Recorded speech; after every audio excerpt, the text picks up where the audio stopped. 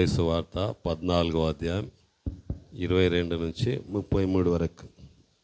వెంటనే ఆ జన సమూహములను నేను అడుగుతా, మీరు చెప్పాలా? ఓకేనా? చెప్తారు కదా? ఎంతమంది రెడీగా ఉంది చెప్పడానికి? Good, very good. చదవం. వెంటనే ఆ జన సమూహములను తాను పంపివేయనంతలో తన శిష్యులు దోణి ఎక్కి తనకంటే ముందుగా అద్దరికి వెళ్ళవలెనని ఆయన వారిని బలవంతము చేసెను. ఆయన ఆ జన సమూహములను పంపివేసి ప్రార్థన చేయుటకు ఏకాంతముగా కొండ ఎక్కిపోయి సాయంకాలమైనప్పుడు ఒంటరిగా ఉండెను. అప్పటికి దోణి దరికి దూరముగా నుండగా గాలి ఎదురైనందున అలల వలన కొట్టబడుచుండెను. రాత్రి 4వ జామున ఆయన సముద్రము మీద నడుచుచు వారి యొద్దకు వచ్చాను. ఆయన సముద్రము మీద నడుచుట శిష్యులు చూచి తొందరపడి భూతమని చెప్పుకొని భయము చేత కేకలు వేసిరి. వెంటనే యేసు, ధైర్యము తెచ్చుకొనుడి, నేనే, భయపడకుడని వారితో చెప్పగా, పేతురు, ప్రభువా, నీవే అయితే నీళ్ల మీద నడిచి నీ యొద్దకు వచ్చుటకు నాకు సెలవిమ్మని ఆయనతో అనెను. ఆయన రమ్మనగానే పేతురు దోణి ఎక్కి యేసునొద్దకు వెళ్ళుటకు నీళ్ల మీద నడిచెను గాని గాలిని చూచి భయపడి మునిగిపోసాగాను. ప్రభువా, నన్ను రక్షించుమని కేకలు వేశాను. వెంటనే యేసు చెయ్యి చాపి అతని పట్టుకొని, అల్పవిశ్వాసి, ఎందుకు సందేహపడితివని అతనితో చెప్పాను. వారు దోణి ఎక్కినప్పుడు గాలి అణిగెను. అంతటా దోణిలో ఉన్నవారు వచ్చి, నీవు నిజముగా దేవుని కుమారుడవని చెప్పి ఆయనకు మ్రొక్కిరి. ఆమేన్. చప్పట్లు కొట్టి దేవుని పెడదాం. హల్లెలూయా. రెండు చేతులు ఎత్తి దేవుని చూద్దాం. Praise the lord, praise the lord. Hallelujah, hallelujah, hallelujah. Praise the lord. బాబు hello. Praise the lord, praise the lord. Hallelujah, hallelujah. దేవునికి మహిమ కలుగును గాక. ఏం విన్నారు మీరు? త్వరగా చెప్పండి, మీరు విన్నది ఏంటి?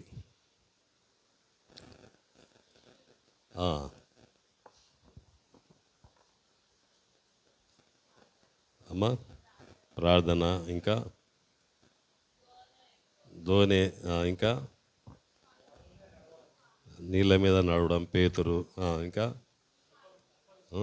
అల్ప విశ్వాసాన్ని జ్ఞాపకం చేయడం, తుఫాను, ఇంకా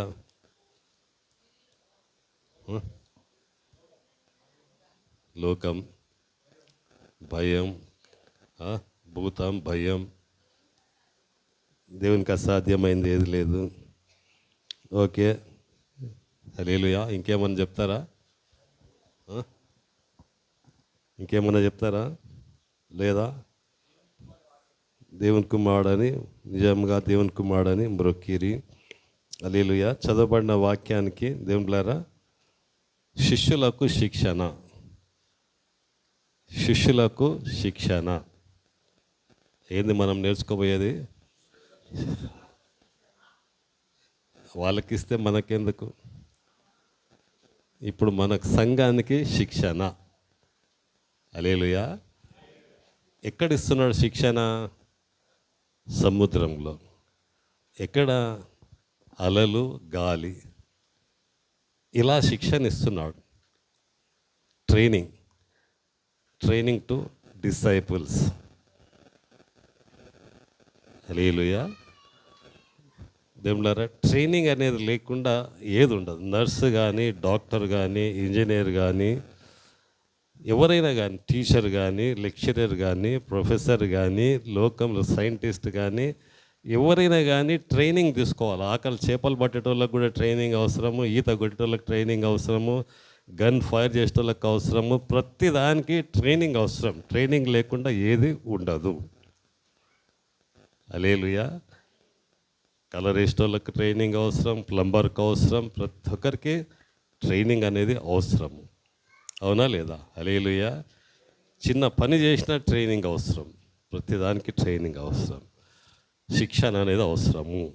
కనుక ఇక్కడ శిష్యులకు యేసు ప్రభు శిక్షణ ఇస్తున్నాడు, శిక్షిస్తలేడు. శిక్షణ ఎంతమందికి అర్థమవుతుంది? హల్లెలూయా. శిక్షణ అంటే ట్రైనింగ్.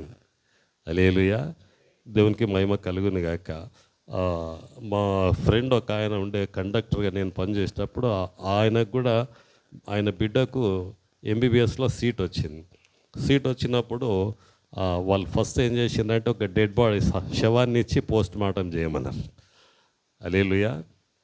శవాన్ని ఇచ్చి పోస్ట్ మార్టం చేయమంటే ఆ పిల్లకి భయమై జ్వరం వచ్చి 3 దినాలు పోలేదు. తర్వాత సలనీళ్ళు చేసుకుంటే పోయిందని వాడు చెప్పాడు. అంటే ఎందుకు ఆ డెడ్ బాడీ ఇచ్చి వాళ్ళు కోపించారు? భయం పోవడానికి. ట్రైనింగ్ అవసరం కదా. హల్లెలూయా. ఏదైనా కానీ ట్రైనింగ్ అవసరం. ఇక్కడ యేసు ప్రభు 5 రొట్టెలు 2 చేపలు 5,000 మంది పురుషులకు పంచిపెచ్చి తర్వాత దానికి ముందు రండి బాబు, ముందుకు రండి. ఇక్కడ వాళ్ళకు పంచిపెట్టి తర్వాత ఏమవుతుందంటే దానికి ముందు ఒక వ్యక్తి ఉంటాడు. ఆయన పేరు బాప్తిసం ఇచ్చి యోహాను.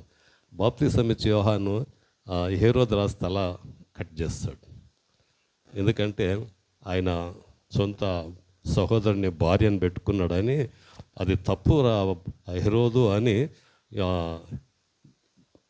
బాప్తిసం ఇచ్చి యోహానుకు హేరోదుకు చెప్తే, హేరోదు తమ్ముని భార్య కోపం వచ్చి వీని పగ తీసుకోవాలని ఒకరోజు ఆ హేరోదు తమ్ముని భార్య ఆమె బిడ్డను నాట్యం ఆడమనికే హేరోదు దగ్గరికి పంపిస్తుంది. చక్కగా నాట్యం ఆడటానికి హేరోదు రాజు పరవశించిపోయి సంతోషించి నీకేం కావాలంటే ఆమె రాజ్యం అడుగుతా, సగం రాజ్యం ఇచ్చినా ఇస్తంటే కూడా ఆమె రాజ్యం అడగలే. కానీ ఏం అడిగింది?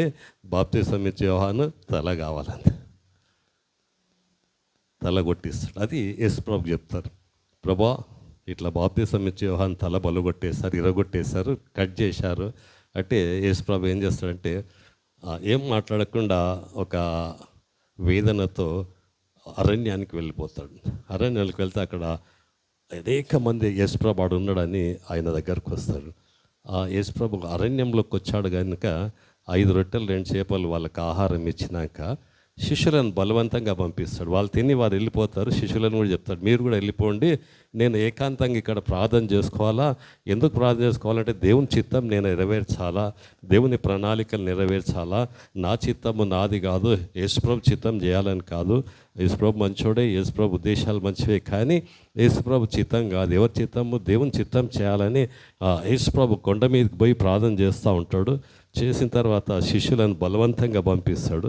ఆ శిష్యులు ఒక దోణిలో పోతుంటారు. సముద్రము మధ్యలోకి వచ్చాక అలలు లేస్తాయి, గాలి వస్తుంది, ఆ దోణి మునిగిపోతుందన్న పరిస్థితి ఏర్పడినప్పుడు ప్రభు నీళ్ళ మీద నడుచుకుంటూ వస్తే శిష్యులు ఏం చేస్తారంటే భయపడతారు. భయమని భూతమని భయపడితే ప్రభు అంటాడు, భయపడకండి నేనే అన్నప్పుడు నేనే నీళ్ళ మీద నడుచుకుంటూ వస్తే పేతురు, ప్రభా నీవైతే నేను కూడా నడుస్తా అంటే నడువు అన్నాడు. ప్రభుని చూసినంత వరకు పేతురు నడిచాడు. గాలిని చూసినాక మునిగిపోయాడు. దేవుడు గద్దిస్తాడు, అల్ప విశ్వాసి ఎందుకు సందేహించితివి అని. హల్లెలూయా. తర్వాత గాలిని సముద్రాన్ని గద్దిస్తాడు. నీళ్ళని గద్దిస్తే నిమ్మలమవుతుంది. అప్పుడు వాళ్ళకి ఏమంటారే, ఈయన నిజంగా దేవుని కుమారుడని అప్పుడు ఆయనకు మ్రొక్కారు అని ఉంది. హల్లెలూయా. అది అక్కడ ఉన్నటువంటి కథ భావము. ఎంతమందికి అర్థమైంది? చప్పట్లు కూడా దేనిపచ్చండి. హల్లెలూయా. 2 చేతుల దేవుని స్తుతి అంతే. హల్లెలూయా, హల్లెలూయా, హల్లెలూయా. దేవునికి మహిమ కలుగును గాక. మొదటి పాయింట్ మనం ఈరోజు నేర్చుకునేది ఏంటంటే బలవంతముగా 14:22 చదవమ్మా, అదే అధ్యాయం. వెంటనే ఆ జన సమూహములను తాను పంపివేయునంతలో తన శిష్యులు దోణి ఎక్కి తనకంటే ముందుగా అద్దరికి వెళ్ళవలెనని ఆయన వారిని బలవంతము చేసెను. శిష్యులను బలవంతం చేస్తా ఉన్నాడు, మీరు పోండి, యేసుప్రభు నేను లేకుండా మీరు వెళ్ళండి, ఆ సముద్రంలో వెళ్ళండి. ఈ లోకం అనేది ఒక సముద్రం లాంటిది. నీవు నేను శిష్యులము, విశ్వాసులము ఒక పడవ లాంటి వాళ్ళము. అర్థమవుతుందో? దోణి లాంటి వాళ్ళము. నీవెవరు? ఒక దోణిలా. ఎక్కడున్న మన ప్రయాణం ఎక్కడుంది? లోకం అనే సముద్రంలో మనం ప్రయాణిస్తున్నాం కనుక మనకేమొస్తాయి? గాలి అలలు వస్తూ ఉంటాయి. కనుక శిష్యులను ఏం చేశాడు? దేవుడు బలవంతం చేశాడు. మీరు పోండి, నేను తర్వాత వస్తాను, నేను ప్రార్థన చేసుకొని వస్తా అని బలవంతం చేస్తాడు. బలవంతం చేసిన దేవునికి తెలియదా గాలి తుఫాను వస్తుందని? అలలు కొడతాయని తెలుసా లేదా దేవునికి? తెలుసా లేదా? తెలిసి కూడా పంపించాడు. అదే ట్రైనింగ్. హలో, అలలు వస్తాయి, గాలి వస్తుంది, వాళ్ళున్న దోణి మునిగిపోతుంది, అయినా బలవంతంగా పంపించాడు. శ్రమలు వస్తాయి, కష్టాలు వస్తాయి, రోగాలు వస్తాయి, సమస్యలు వస్తాయి. నీకు వస్తున్న సమస్యలు, నీకు వస్తున్న కష్టాలు, నీకు వస్తున్న బాధలు, నీ కుటుంబ పరిస్థితిని దేవునికి తెలుసా తెలియదా? హల్లెలూయా. తెలుసా అమ్మా? ఎంతమంది తెలుసా అంటున్నారు? ఇంతవరకు ఆ సంగతి నీకు తెలియలేదు, ఇప్పటివరకు నీకు తెలియలేదు. హల్లెలూయా. ఎంతమందికి అర్థమవుతుంది? దేవుడు బలవంతంగా భయంకరమైన స్థితిలోకి పంపిస్తాడు. నువ్వు తట్టుకోలేనటువంటి పరిస్థితిలోకి దేవుడు నిన్ను పంపిస్తాడు. అర్థమవుతుందా? అర్థమవుతుందమ్మా? హల్లెలూయా. అలాంటి పరిస్థితులు నీ జీవితంలో ఎందుకు జరుగుతాయి అని మనం ప్రశ్న వేసుకుంటే, దేవుళ్ళారా, దేవుడు శిక్షణ ఇస్తాడు.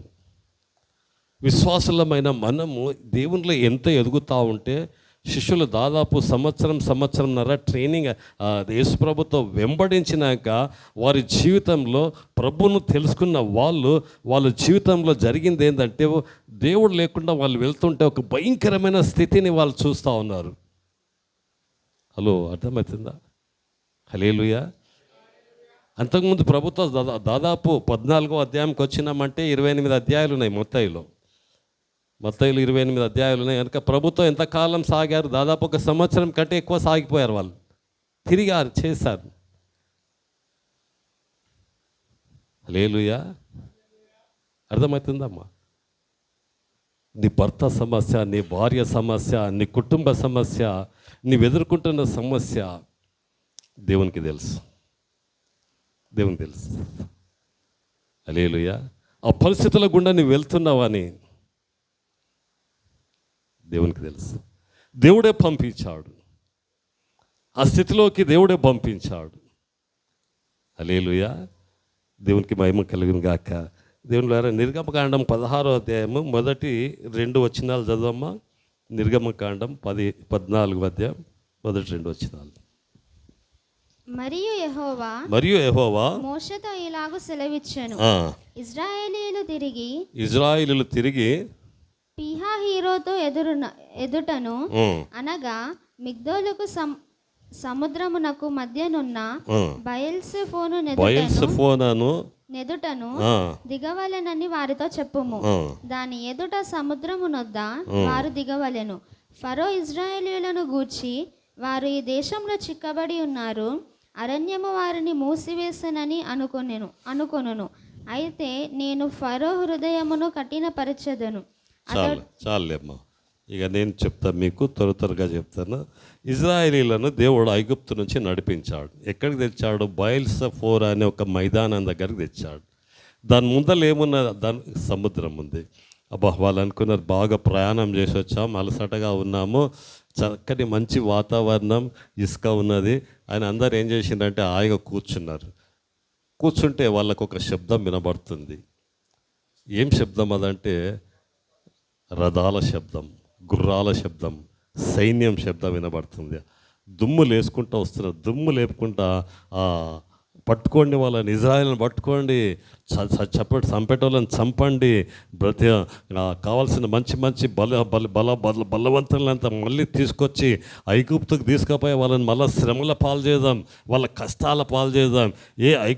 ఏ లోకంలో ఉన్నారో వీళ్ళు, ఏ బానిసత్వంలో ఉన్నారో ఆ బానిసత్వంలోనే మళ్ళీ పెట్టడానికి, పాలు తేనెలు ప్రవహించు దేశానికి వెళ్ళకుండా, దేవుని వాగ్దానమైన భూమిలోకి వెళ్ళకుండా ఏం చేద్దామని ఫరో ఏం చేస్తాడంటే సైన్యాన్ని పంపిస్తుంటాడు. ఆ శబ్దం వినబడుతూ ఉంటుంది. వాళ్ళకి మోషే మీద సనుగుతారు. హల్లెలూయా. దేవునికి మహిమ కలిగిన దేవునికి తెలియదా? యెహోవా దేవునికి తెలియదా సముద్రంలో ముందుకు వెళ్తున్నారని? వెనుక సైన్యం వస్తుందని దేవునికి తెలియదా? హల్లెలూయా. తెలిసే పంపించాడు. దేవునికి మహిమ కలిగిన గాక. కారణం ఏమిటంటే దేవుని సముద్రముతో సైన్యమంత సమస్యను పరిష్కరించడానికి దేవుడు పంపాడు. సముద్రము సైన్యమంతటి సమస్య, 600 శ్రేష్టమైన రథాలు, సైన్యము. ఆ సైన్యము ముందుకు సాగుతూ వాళ్ళని వెంబడిస్తూ ఉంటే వాళ్ళకి ఎలాగో విజయం ఇవ్వాలి అంటే సముద్రం ద్వారా విజయం ఇవ్వాలని దేవుడు ఏం చేశాడంటే ముందు సముద్రం పెట్టాడు, వెనుక సైన్యాన్ని పెట్టాడు. హల్లెలూయా. ఇది ఎర. సముద్రం అంటే ఏంది? ఇది ఒక ఎరలాగా. గాలం పట్టాలంటే, అది చేప పట్టాలంటే గాలానికి ఎర వేస్తారు, తెలుసా? ఏమో పట్టినావా చేపలు? హల్లెలూయా, హల్లెలూయా. అదొక దేశం. కథ చెప్తా వినండి. అదొక దేశం. ఆ దేశంలో ఒక పెద్ద అడవి ఉంది.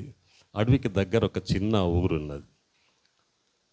ఆ ఊర్లోకి రోజు రాత్రుల్లో ఒక సింహం వచ్చి మనుషులను చంపుతున్నది, ఆవులను, ఎద్దులను చంపుతుంది, గొర్రెలు, మేకలను చంపుతుంది, కోళ్ళను, కుక్కలను చంపుతూ ఉన్నది. వాళ్ళంతా కలిసి ఏం చేశారంటే రాజు దగ్గరికి పోయారు. రాజా, ఇట్లా మా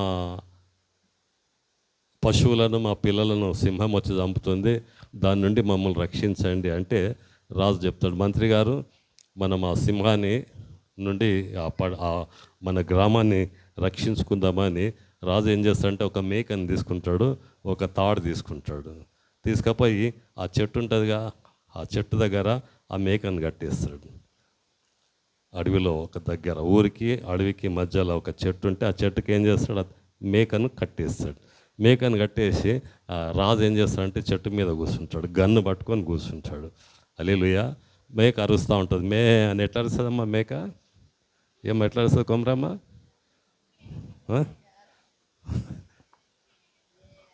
గుడ్, వెరీ గుడ్. ఏమని అరుస్తుంది? అరుస్తూ ఉంది.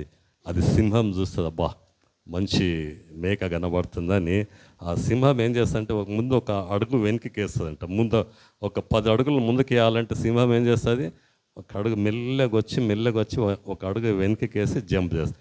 అప్పుడు రాజు ఏం చేసినంటే ఆ చెట్టు మీద నుంచి ఏం చేశాడు, గన్ తీసుకొని తల మీద ఫైర్ చేశాడు. హల్లెలూయా. సింహం చచ్చిపోయింది.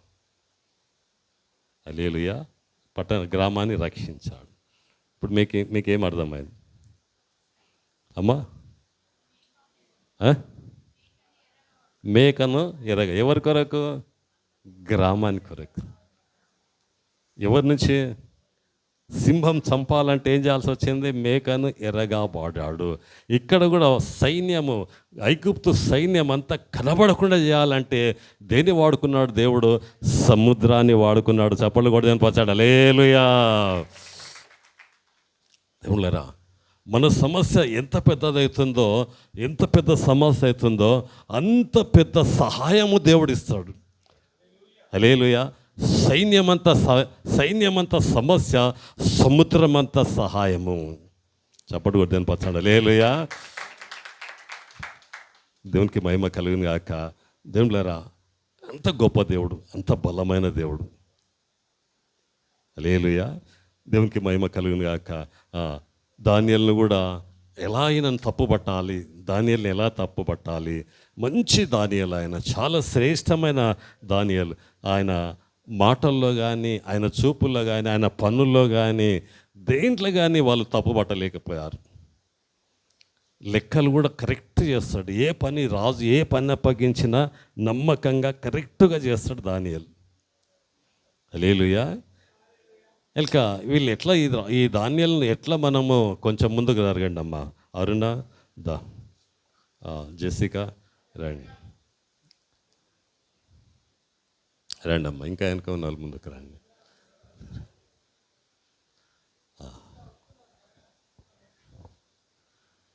వినండి అమ్మా, ఏం చెప్పాను నేను? పద్మమ్మ ఏం చెప్పినా? దానియేలు. Very good. దానియేలు అన్నిట్లో నీతిగా ఉన్నాడు, మంచిగా ఉన్నాడు. ఇప్పుడు దేవుడు దానియేలుకు ఒక సమస్య తీసుకొచ్చాడు. ఏం సమస్య తీసుకొచ్చాడు? మనుషులను వాడుకున్నాడు. ఆ మనుషులను ఎట్లా వాడుకున్నాడంటే, ఈ దానియేలును సింహాల గుహలోకి పంపించాలా? ఎలా పంపించాలా? ఈయన ఎలా తప్పు దొరుకుతాడా అని చూస్తున్నారు వాళ్ళు. ఎలా దొరకాడు, ఎక్కడ తప్పు దొరకాడు. అప్పుడు ఏం చేస్తారంటే, ఒక విగ్రహం తీసుకొచ్చి ఆ మైదానంలో పెడతాడు. పెట్టి అది రాజు విగ్రహం. రాజా, నీ విగ్రహాన్ని 30 రోజులు పూజ చేయాలా, వేరే దేవునికి ఏది పూజ చేయకూడదు. ఇది దేవతకు కానీ ఏ దేవునికి కానీ పూజ చేయకూడదు, కొబ్బరికాయ కొట్టకూడదు. ఒక 30 రోజులు నీ బొమ్మనే పూజ చేయాలా, అలా చేయకుంటే సింహాల గుహలు వేయాలి దారి అంటే రాజు ఓకే అంటాడు. ఆయనను పూజ చేస్తామంటే ఎవరైనా వద్దంటారా? ఏం మహేష్, నేను పూజ చేస్తా అంటే వద్దంటావా? వద్దన్నావు కదా, అలేలు నిన్ను హెచ్చిస్తాం మరి. రాజు కూడా ఒప్పుకున్నాడు. అయితే అందరు దేశమంతా భయపడ్డారు. ప్రపంచమంతా. అప్పుడు ఆ దినాల్లో ప్రపంచాన్ని పరిపాలిస్తున్నాడు ఆ రాజు. అందరు భయపడి రాజును పూజిస్తున్నారు. ప్రాణానికి భయపడి పూజిస్తున్నారు. దానియేలు మాత్రం 3 సార్లు కిటికీలు తెరిచి ప్రార్థన చేస్తున్నారు. వీళ్ళు అనుకున్నారు, అరే దొరికిపోయిండ్రా మనకు, దానియేలు దొరికిండి, ఇక పట్టుకొని పోదాంపా అని రాజు దగ్గర తీసుకుపోయారు. రాజా, ఈ దానియేలు ఉన్నాడు చూసినావా, నేను పూజ చేయమంటే చేస్తలేడు, దేవునికి ప్రార్థన చేస్తున్నాడు, కిటికీలు తెరిచి ప్రార్థన చేస్తున్నాడు అంటే అవునా దానియేలు అంటే అవును రాజా అన్నాడు. దానియేలు రాజు బాగా బాధపడతాడు. నమ్మకమైన వాడు, మంచివాడు, అన్నిట్లో రాజుకు ఏది నష్టం చేసేవాడు కాదు, నష్టాన్ని కానిచ్చేవాడు కాదు. అలాంటి ఆయన సింహాల గుహలోకి పోతుందంటే దానియేలు రాజు చాలా బాధపడతాడు. కానీ ఒప్పుకున్న దాన్ని బట్టి సింహాల గుహలో వేస్తారు. హల్లెలూయా. ఆ సింహాలు ఏం చేస్తాయంటే దానియేలును చంపవు కదా. హల్లెలూయా. ఇక్కడ బాగా గమనించండి. ఒకవేళ దానియేలును సింహాలు తింటే ఎంత ఆ సింహాలకు ఎంత ఆహారం దొరుకుతుండే? ఒక దానియేలు ఒకటే దొరుకుతుండే. హల్లెలూయా. చికెన్ బిర్యానీలో ఎన్ని పీసులు ఉంటాయి? ప్లేట్ బిర్యానీలో ఏం మహేష్? ప్లేట్ బిర్యానీలో ఒకటే. ఆస్ట్రేలియాలో తిన్నావా? అదేంటి ఈడ తిన్నావా? నువ్వు బావర్చిలా ఒకటే ఉంటుంది ప్లేట్లో. ఎంతమంది చూసిండ్రు? ఒకటే ఉంటుంది. ఎన్ని ఉంటాయి? హల్లెలూయా కదా. ఫ్యామిలీ ప్యాక్లు ఎన్ని ఉంటాయి? 4 ఉంటాయి కదా. హల్లెలూయా. ఇప్పుడు దానియేలుకి ఏం దొరికింది? సింహాలకు ఏం దొరికినాయి? ఫ్యామిలీ ప్యాక్ దొరికినాయి. హల్లెలూయా. ఎంతమంది కదా, అవునా కదా? హల్లెలూయా. ఎవరైతే దానియేలును సింహాల గుహలో వేయాలనుకున్నారో ఆ దానియేలు అవి తినలేదు. కానీ ఏం చేసినాయి? ఎవరైతే దానియేలుకు మీద అబద్ధం చెప్పి తప్పు చెప్పి ఆ గుహలో పాడేస్తారో ఆ దానియేలు బయటకు వచ్చాడు. కానీ ఆ కుటుంబం అంతా దానియేలుకు వ్యతిరేకంగా మాటిన వాళ్ళంతా కుటుంబముగా సింహాలకు పడ్డాయి. హల్లెలూయా. ఫ్యామిలీ ప్యాక్ ఎంజాయ్ చేసింది.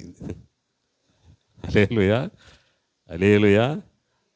దేవుని ప్రణాళికలు అలా ఉంటాయి, దేవుని చిత్తం అలా ఉంటుంది. హల్లెలూయా. ఎంతమందికి అర్థమైంది? చప్పట్లు కొట్టి దేని పచ్చండి. హల్లెలూయా.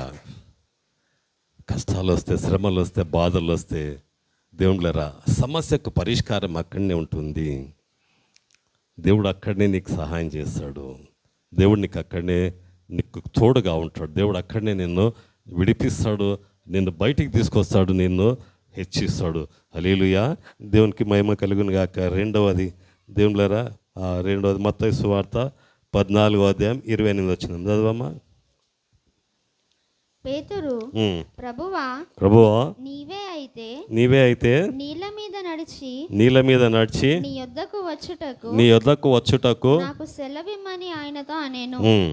ఆయన రమ్మనగానే పేతురు దోణి దిగి యేసునొద్దకు వెళ్ళుటకు నీళ్ళ మీద నడిచెను గాని గాలిని చూచి భయపడి మునిగిపోసాగెను. ప్రభువా నన్ను రక్షించమని కేకలు. చాలమ్మా బాగా వినండి. ఇక్కడ ఉన్నటువంటి సత్యం ఏంటంటే, పేతురు యేసుప్రభు నీళ్ళ మీద నడుస్తుంటే చూసి పేతురు అంటాడు, ప్రభువా నేను కూడా నడుస్తా అంటే దేవుడు అంటాడు నడవమంటాడు. నీళ్ళ మీద ప్రపంచంలో నడిచింది ఇద్దరు. ఒకటి యేసు ప్రభు, రెండవది పేతురు. హల్లెలూయా. ఇంకెవరు నడవరు కూడా నీళ్ళ మీద నడవడం అనేది. ఏమా అర్థమవుతుందా? హల్లెలూయా. కానీ యేసు ప్రభు ఫెయిల్ కావాలా, పేతురు ఫెయిల్ అయ్యిండు. అర్థమవుతుందా? హల్లెలూయా. పేతురు ఫెయిల్ అయ్యాడు. ఎందుకు ఫెయిల్ అయ్యాడు? ఎందుకు పాస్ అయ్యాడు? ప్రభుని చూసినంత వరకు నడిచాడు, గాలిని చూసినప్పుడు మునిగిపోయాడు. హల్లెలూయా. కనుక దేవుళ్ళారా, ఎవరిని చూడాలి మనం? యేసు ప్రభుని. హల్లెలూయా. అందుకే వాక్యం ఏం సెలవుస్తుంది? మనుషులను నమ్ముట కంటే, రాజులను ఆశ్రయించట కంటే యెహోవాను నమ్ముకొనుట మేలు. హల్లెలూయా. ప్రతి విషయంలో మనం ఏం చేయాలా? దేవుని మీద ఆధారపడాలా.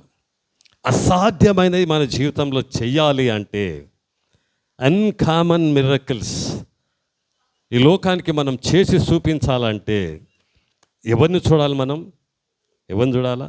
యేసయ్యను చూడాలి. హల్లెలూయా. అర్థమవుతుందా? ఎంతమందికి అర్థమవుతుంది? హల్లెలూయా. మన జీవితంలో మనం ఏది జరిగించాలన్నా ఎక్కడ చూడాలి? మనం దేవుని వైపు, దేవుని మీద ఆధారపడాలా. హల్లెలూయా. దేవునికి మహిమ కలుగును గాక. యెషయా గ్రంథం 26వ అధ్యాయము, అక్కడ ఒక వచనం చదువుదాం. యెషయా గ్రంథం 26,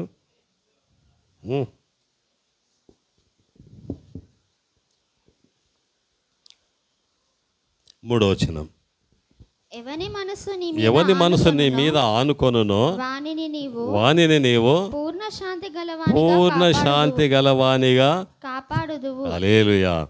ఎవరి మనసు నీ మీద ఆనుకొనునో. హల్లెలూయా. ఏమి కావాలి? దేవుని మీద ఆధారపడాలంటే ఏం చేయాలా? దేవుని మీద ఆధారపడాలంటే ఏం చేయాలమ్మా? ఏం చేయాలి బాబు? ఏం చేయాలా? ఏం చేయాలా?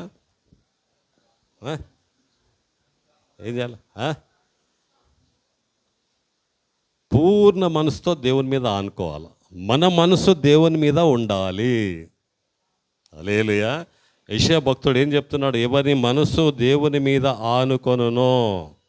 హల్లెలూయా. ఇప్పుడు ఉపేంద్రమ్మ గోడకు ఆనుకుంది, హాయిగా కూర్చుంది. హల్లెలూయా. చప్పట్లు కొట్టి దేవుని మా పంచాను. హల్లెలూయా. కదమ్మా, ఆనుకున్నావు కదా. హల్లెలూయా. భద్రం.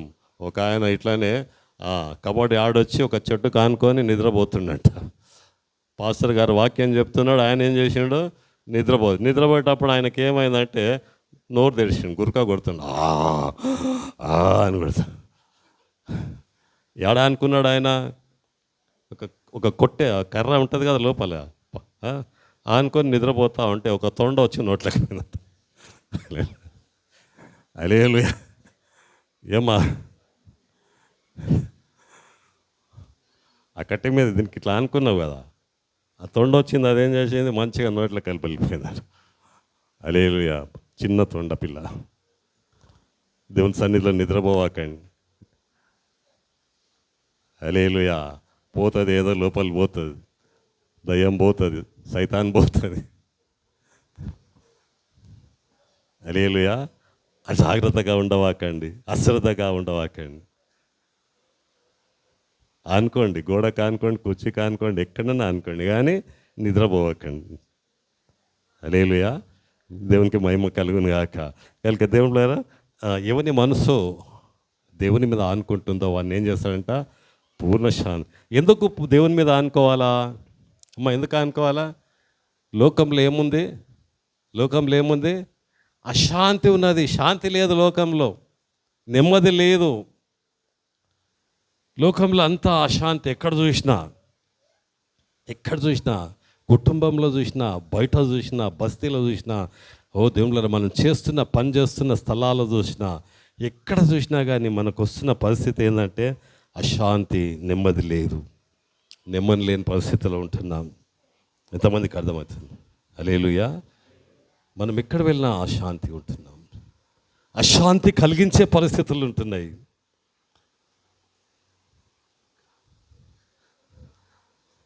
చెమటలు పట్టిపోతున్నాను. హల్లెలూయా.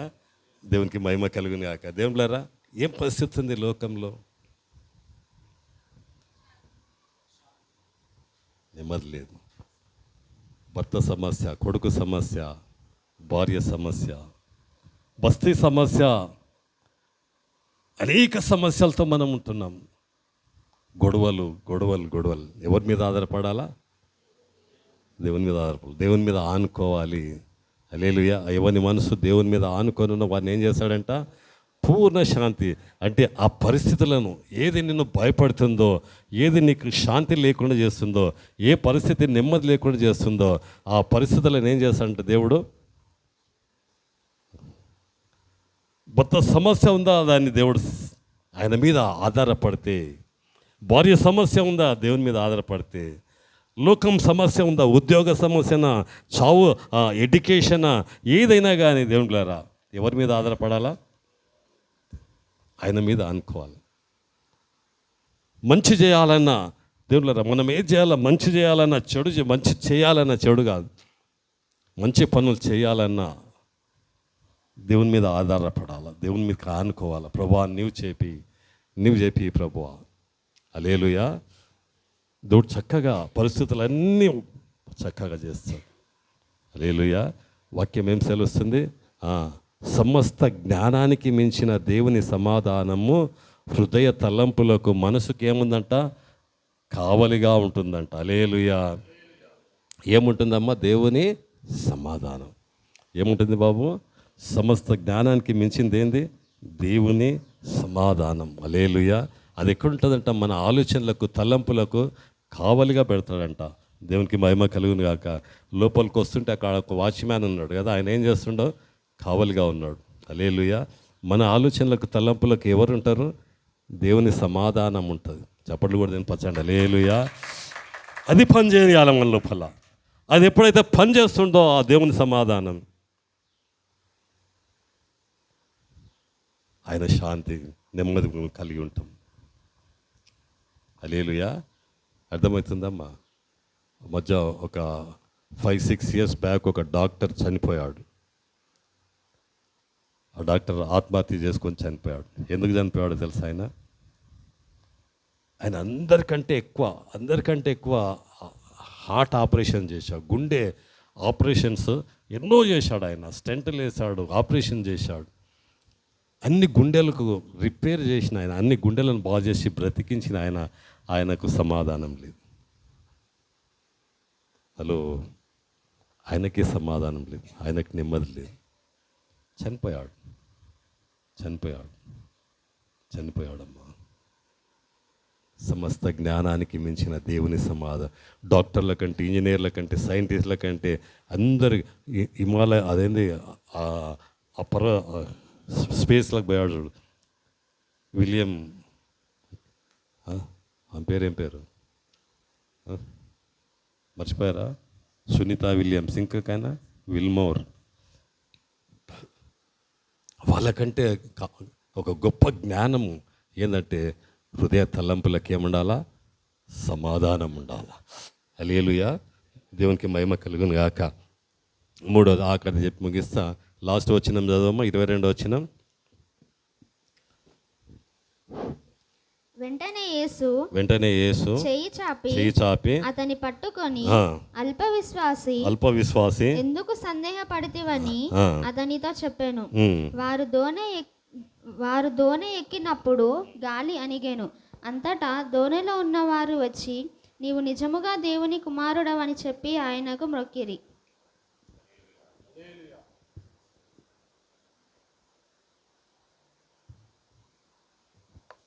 అంతవరకు శిష్యులకు యేసుప్రభు నిజమైన దేవుడు అని తెలియలేదు. దాదాపు వాళ్ళ జీవితంలో సగము ప్రభుతో గడిపారు. కానీ ఎప్పుడైతే దేవుడు వాళ్ళను, ఆ పేతురును లేపి సముద్రంలో పడవలో కూసబెట్టి, యేసుప్రభు కూడా వాళ్ళ పడవలోకి వచ్చాక అలలు ఆగిపోయాయి, ఇంకేమైనా గాలి ఆగిపోయింది. యేసుప్రభు సముద్రాన్ని నిమ్మలం చేశాడు. హల్లెలూయా. అప్పుడు కానీ వాళ్ళకి అర్థం కాలేదు ఈయన నిజంగా దేవుని కుమారుడని. హల్లెలూయా. అంతవరకు తెలియలేదు వాళ్ళు. ఏం చేశారు వాళ్ళు? మొక్కారు. ఎవరు మొక్కుతారు దేవుని? నిజంగా తెలుసుకున్న వాళ్ళు ఆరాధన చేస్తారు. హల్లెలూయా. చెప్పలు కూడా నేను పచ్చాలి. హల్లెలూయా. ఈయన దేవుని కుమారుడినని మనం ఆరాధించాలి, ఈయనను పూజించాలని ఎవరైతే నిజంగా తెలుసుకుంటారో హల్లెలూయా. దేవునికి మహిమక. ఆరాధన చేస్తే ఏం జరుగుతుంది? ఒక వచనం చూపిస్తాను మీకు. ఆరాధన చేస్తే ఏం జరుగుతుంది? 2వ దినవృత్తాంతములు 20వ అధ్యాయం 25వ వచనం. 2వ దినవృత్తాంతములు 20వ అధ్యాయం 25వ వచనం. యెహోషాపాతును అతని జనులను వారి వస్తువులను దోచుకొనుటకు దగ్గరకు రాగా ఆ శవముల యొద్ద విస్తారమైన ధనమును ప్రశస్తమైన నగలును కనబడెను. వారు తమకిష్టమైనంత మట్టుకు తీసుకొని తాము కొనిపోగలిగినంత కంటే ఎక్కువగా ఒలుచుకొనిరి. కొల్ల సొమ్ము అతి విస్తారమైనందున దానిని కూర్చుటకు 3 దినములు పట్టెను. హల్లెలూయా. 3 దినాలు వాళ్ళు ఏం చేసిన? 3 దినాలు బంగారు వస్తువులు వాళ్ళు తీసుకున్నారు శవాల దగ్గర. హల్లెలూయా. బాగుందండి. ఎన్ని రోజులు తీసుకున్నారు వాళ్ళు? ఎందుకు? అక్కడ మీరు చదివితే వాళ్ళ భార్యలు, పిల్లలు, యెహోషాపాతు అని ఒక రాజు ఉన్నాడు. ఆ రాజు మీదకి 3 రాజులు యుద్ధం చేయడానికి వస్తారు. రాజు దగ్గరకు వచ్చి చెప్తాడు, రాజా, ఇసుక రేణువులంతా సైన్యం వచ్చింది, ఆ సముద్రం దగ్గర ఉన్నారు, మన మీద యుద్ధం చేయడానికి వచ్చిందంటే అప్పుడు యెహోషాపాతు ఏం చేస్తాడంటే భార్యలను పిలుస్తాడు, తండ్రులను పిలుస్తాడు, చిన్న పిల్లలున్న తల్లులను పిలుస్తాడు, కడుపుతో ఉన్నోళ్ళని పిలుస్తాడు, గర్భిణీలను అందరిని పిలిచి ఆరాధన చేపిస్తాడు. చప్పట్లు కూడా అనిపించండి. హల్లెలూయా. ఆ సమస్యలో వాళ్ళు ఏం చేస్తారు? ఆరాధన చేస్తారు. హల్లెలూయా. ఆరాధన చేస్తే ఏమైందంటే వాళ్ళు ఒకరినొకరు వాళ్ళే చంపుకొని చచ్చిపోతారు. హల్లెలూయా. చంపుకొని చచ్చిపోయాక ఎంత మిగులుతుందంటే వాళ్ళకు ఆ శవాల దగ్గర 3 రోజులు బంగారు వాళ్ళు తీసుకున్నారు. శవాల మీద పడిన బంగారు ఎన్ని రోజులు వచ్చింది? అది 3 days. హల్లెలూయా. ఆరాధనలో ఎంత శక్తి ఉన్న శత్రువు ఓడిపోవడమే కాదు, ఐశ్వర్యము ఆశీర్వాదము కూడా దేవుడు ఇస్తాడు. హల్లెలూయా. ఈ దినం దేవుని సంఘాన్ని సిద్ధపరుస్తున్నాడు. నిజంగా దేవుడిని ఆయన ఆరాధించాలి. ఆయన ఆరాధిస్తే మనకు ఐశ్వర్యము ఆశీర్వాదము దేవుడు ఇస్తాడన్న సత్యాన్ని ఇదే మనకు బోధిస్తున్నాడు. ఈ దినం పరిశుద్ధాత్మ దేవుడు మనతో మాట్లాడుతున్నాడు. హల్లెలూయా. దేవునికి మహిమ కలుగును గాక. ఎక్కడ మనం దీవించబడం మన కష్టార్జితం మీద కాదు దేవునిలారా. ఎక్కడ మనం దీవించబడతాం, ఎక్కడ ఆశీర్వదించబడతాం? ఆరాధిస్తే. మన భార్య పిల్లలు కుటుంబంగా వచ్చి ఆరాధిస్తే శత్రువు ఘోరంగా ఓడిపోతాడు. నీవేం చేయాల్సిన అవసరమే లేదు. దేవుడే చూసుకుంటాడు. వాళ్ళు యుద్ధము యెహోవాదే. హల్లెలూయా. దేవునికి మహిమ కలుగును గాక. ఎంతమందికి అర్థమైంది? మనం ఎందుకు ఇంకా ఐశ్వర్యవంతులుగా కావడం లేదు? దేవుడు నన్ను ఇంకా ఐశ్వర్యవంతులుగా ఎందుకు చేస్తలేరంటే మన పిల్లలను ఆయన నిజంగా ఆరాధించాలి, ఆయన దేవుడు అని తెలుసుకోలేకపోతున్నాం ఇంకా. హల్లెలూయా. మీకు ఇంతకుముందు కూడా చెప్పా, పూజ అనేది ఎట్లా చేయాలి? పూజ అంటే ఏంది? ఆరాధన అంటే ఏంది? ఆరాధన అంటే ఏంది? పూజ ఎట్లా చేస్తారు? కాదమ్మా, కొబ్బరికాయ కొట్టి పూజ చేస్తారు కదా. హల్లెలూయా. ఒక బొమ్మదారు ఏం చేస్తారు వాళ్ళు? కొబ్బరికాయ కొట్టి దానికి మొక్కితే అది పూజ కదా, అవునా కదా? హల్లెలూయా. ఇప్పుడు తిరుపతిలో పోయి పూజ చేయాలంటే ఈ నుంచి కొబ్బరికాయ పాడేస్తారా? హల్లెలూయా. ఏమ్మా? హల్లెలూయా. రావాలి కదా, ఆడికి పోవాలి కదా, రావాలి కదా, చర్చికి రావాలి కదమ్మా, నిజమైన దేవుని దగ్గరికి రావాలి కదా, కుటుంబంగా రావాలి కదా, ఆరాధన చేయాలి కదా. అర్థమవుతుందా? ఎంతమందికి అర్థమవుతుంది? దేవుడు సహాయం చేయను గాక. దానికి ఎవరు బాధ్యులు తెలుసా? పాస్టర్. రెండవది ఎవరు చెప్పండి అమ్మా? సంఘ పెద్దలు కాదు, వాళ్ళు ఇప్పుడు ఉంటారు, రేపు వెళ్ళిపోతారు. హల్లెలూయా. ఇంకెవరు అమ్మా?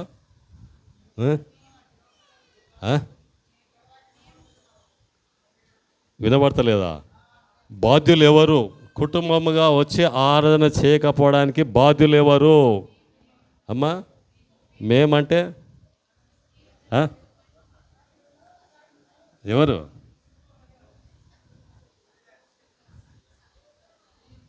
ఆ?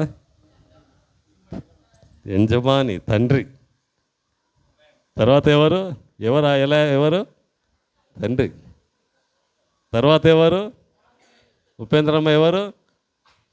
తల్లి. ఎంతమందికి అర్థమైంది? హల్లెలూయా. ఇది ఎవరిచ్చారు నీకు? నీ కుటుంబాన్ని ఎవరిచ్చారు నీకు? దేవుడిచ్చాడు. ఎందుకు ఇచ్చాడు? అమ్మ ఎందుకు ఇచ్చాడు? ఆరాధించడానికి. హల్లెలూయా. 3 పూటలు తిని పని చేసుకొని ఇంకా తన్నుకుంటా కొట్లాడుకుంటూ ఉండడానికి కాదు. అవునాగా? హల్లెలూయా. ఎంతమందికి అర్థమైంది? హల్లెలూయా. అర్థమవుతుందా అమ్మా? అది వాక్యం సెలవిస్తుంది. పూజ అంటే అది. రెండోది ఏంటి? ఆయన చుట్టూ తిరగాల. దేవా నీవే కావాలా. తర్వాత ఏం చేయాలి? పూజ అంటే ఏం చేయాలా? దేవునికి ఇవ్వాలా. ఏమి ఇవ్వాలా? మన హృదయం ఇవ్వాలా. హల్లెలూయా. దేవునికి మన హృదయం ఇవ్వాలా.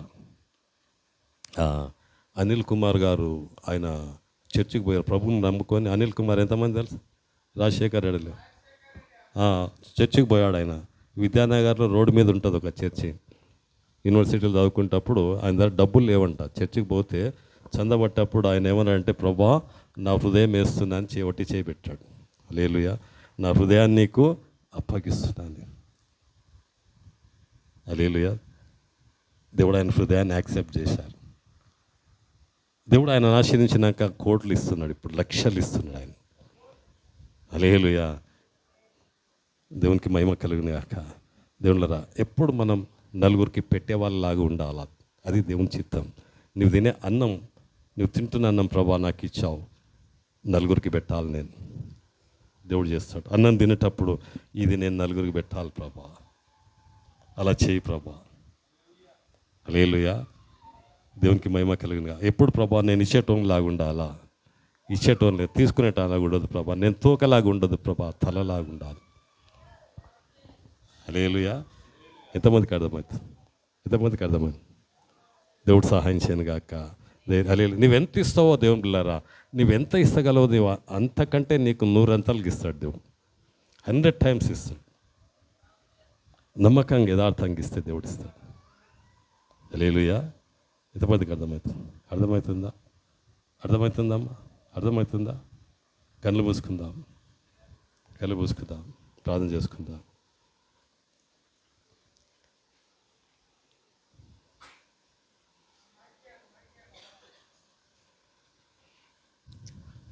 ప్రభా మేము అలా లేం ప్రభువా, అడుగుదాం. తండ్రిగా నేను లేను ప్రభువా, తల్లిగా నేను లేను ప్రభువా. కళ్ళు మూసుకొని అడుగుదాం. క్షమించు ప్రభా, క్షమించేసేయా. మేము ఎక్కడనో ఉండాలి ప్రభా, ఎక్కడనో దీవించబడాలి ప్రభా, ఇచ్చే వాళ్ళగా ఉండాలి ప్రభా, నలుగురికి పెట్టే వాళ్ళగా ఉండాలి ప్రభా. లేం ప్రభా. క్షమించు ప్రభా, దయచేసి క్షమించు ప్రభా. ఇంకా నేను పాపంలోనే ఉంటున్నాను ప్రభా, ఇంకా పాపంలోనే జీవిస్తున్నాను ప్రభా. క్షమించేసేయా. నీ రక్తంతో కడుగు ప్రభా. దయచేసి ప్రభా, నువ్వు తలగా ఉంచే దేవుడో ప్రభా. నువ్వు నిజమైన దేవుని కుమారుడవని ప్రభా నిజంగా మేము ఆరాధిస్తే, పూజిస్తే ప్రభా, అద్భుతంగా ఆశీర్వదిస్తా ప్రభా. కుటుంబం అంతా మేము అలా ఉండాలి ప్రభా. సమయానికి వచ్చి మేము ఆరాధించాలి ప్రభా. సహాయం చేయి ప్రభా. పాస్టమ్మ ప్రార్థన చేసుకుందాం. ప్రేమగల తండ్రి, పరిశుద్ధుడా, ఈ ఆదివారం మా జీవితంలో మీరు అనుమతించిన విధానానికి వందనాలు ప్రభా.